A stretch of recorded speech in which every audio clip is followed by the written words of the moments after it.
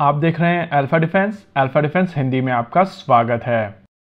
आज के इस वीडियो में हम लोग बात करेंगे भारतीय वायुसेना के Su-30 MKI और मलेशियन Su-30 MKM के बारे में।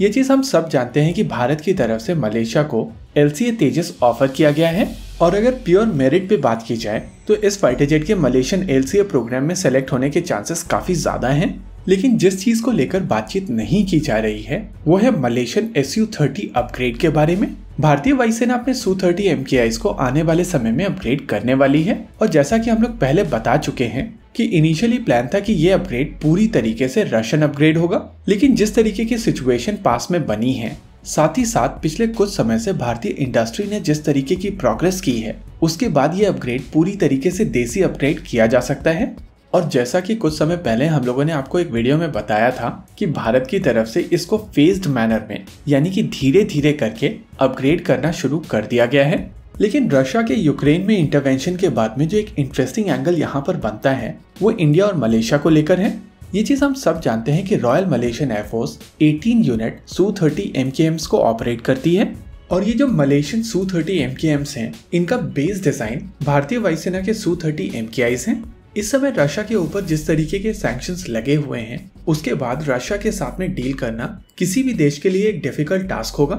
हालांकि भारत रशियन ऑयल खरीद रहा है, लेकिन जब बात आती है वेपन सिस्टम्स की तो Mi-17 जैसे ऑर्डर्स भारत ने कैंसिल भी किए हैं और इसके पीछे कहीं ना कहीं ये कारण है कि रशिया से नॉन क्रिटिकल टेक्नोलॉजी एक्वायर करने का कोई लॉजिक नहीं बनता है। देखिए, इस समय रशिया के साथ में कोई भी अगर डील की जाती है तो पेमेंट सिस्टम से लेकर काटसा तक बहुत सारे अलग अलग प्रॉब्लम्स खड़े होते हैं और अगर वो टेक्नोलॉजी कहीं और से एक्वायर की जा सकती है तो वो एक प्रेफर्ड वे माना जा रहा है। अगर Su-30 MKM के अपग्रेड की बात की जाए तो मलेशियन एयरफोर्स के ये फाइटर जेट्स काफी हद तक भारत द्वारा अपग्रेड किए जा सकते हैं और क्योंकि भारतीय वायुसेना लगभग 15 स्क्वाड्रन Su-30 MKIs को अपग्रेड करेगी तो ऐसे में 18 और फाइटर जेट्स अगर भारतीय वायुसेना अपग्रेड करती है या कहें HAL करता है तो इकोनॉमिक्स के हिसाब से भी ये सेंस बनाता है और वॉल्यूम डिस्काउंट के चलते मलेशिया को ये चीज सस्ती पड़ेगी। और अगर मलेशिया की तरफ से लाइट कॉम्बैट एयरक्राफ्ट तेजस सेलेक्ट किया जाता है तो लॉजिस्टिकल एंगल से भी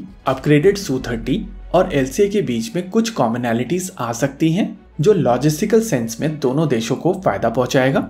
अपग्रेड के दौरान मलेशिया को उत्तम एक्टिव इलेक्ट्रॉनिकली स्कैंड अरे radar, dual colour missile approach warning systems, advance self protection jammer pods, next generation infrared search and track devices, अस्त्रा family की BVR मिसाइल सिस्टम्स, साथ ही साथ देश में बनने वाले अलग अलग वेपन सिस्टम्स भी इस अपग्रेड पैकेज के तहत ऑफर किए जा सकते हैं। और सबसे इम्पोर्टेंट चीज, क्योंकि ये परचेज भारत से की जाएगी तो काटसा से लेकर सेकेंडरी सैंक्शंस तक किसी भी चीज को लेकर मलेशिया को डरना नहीं पड़ेगा। वैसे यहाँ पर एक और एंगल निकल कर आता है कि अगर रशिया के साथ में ये अपग्रेड किए जाते हैं तो AL-41 इंजन का ऑप्शन भारत और मलेशिया दोनों के पास में रहेगा। लेकिन हम लोगों को यहाँ पर ये चीज समझनी पड़ेगी कि AL-41 इंजन AL-31 की तुलना में बड़े इंजन हैं। हालांकि ये डिफरेंस बहुत ज्यादा मार्जिनल है, लेकिन फिर भी AL-41 इंजन का प्रयोग करने के लिए दोनों ही फाइटर जेट्स में यानी कि Su-30 MKI और Su-30 MKM में एयर इनटेक को रीएनफोर्स करना पड़ेगा। हालांकि रशिया की तरफ से Su-30 SM-2 में